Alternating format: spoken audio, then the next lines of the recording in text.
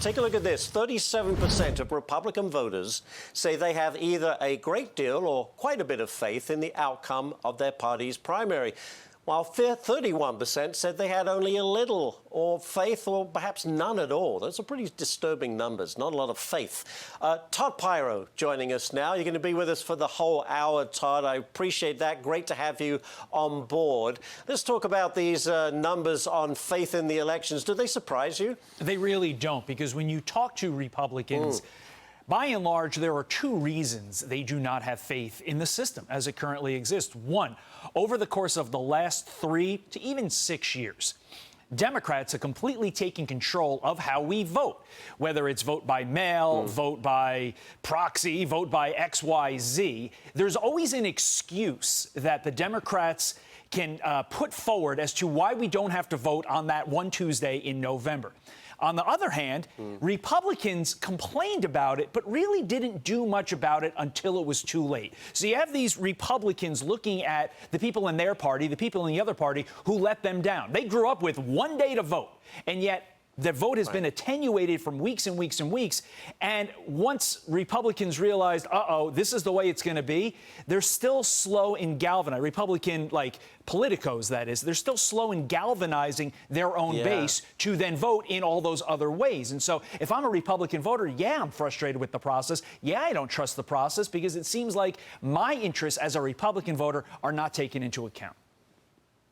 Very good points made. Another one for you, Todd. A poll found that 60% of voters say that Joe Biden should not seek re-election, while almost half of Democrats say it's not too late for him to be replaced. We talk about this a lot.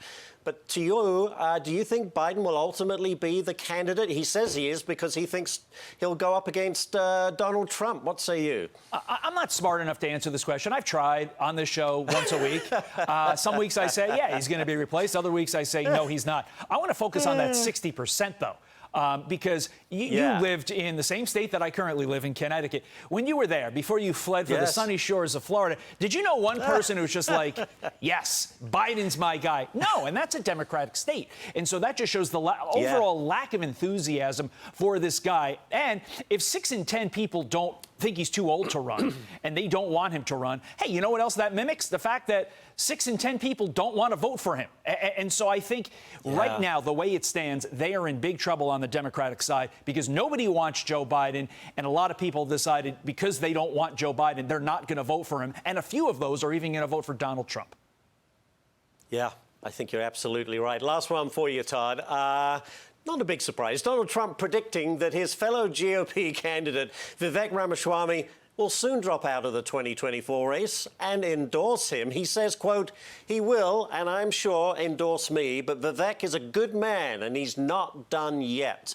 Todd, Vivek has attacked Trump the least out of all the candidates. Is this a political move by Vivek? I always felt like he was running for a cabinet position. And in other breaking news, water is wet, Ashley. So really no shock at all here. I know Vivek pretty well. I wouldn't say he was necessarily running for a cabinet position or VP. I truly believe in his heart he thought he had a shot. But now that reality is setting in, I could see him, Ashley, and we deal with money on the show. Who's been the biggest proponent of trimming the federal government? Vivek Ramaswamy. You get him into a Trump second term where Trump is going to think to himself, oh, my gosh, I didn't do a great job of trimming the federal bureaucracy in term one. Now I got another shot. Who can I bring in to lead that? I look at Vivek and think OMB, because, that's the area where they start cutting and slashing. There's one. But again, there's also VP. I mean, don't put it past Trump to select him as a VP. No. The only problem with that is you get two of the same voter.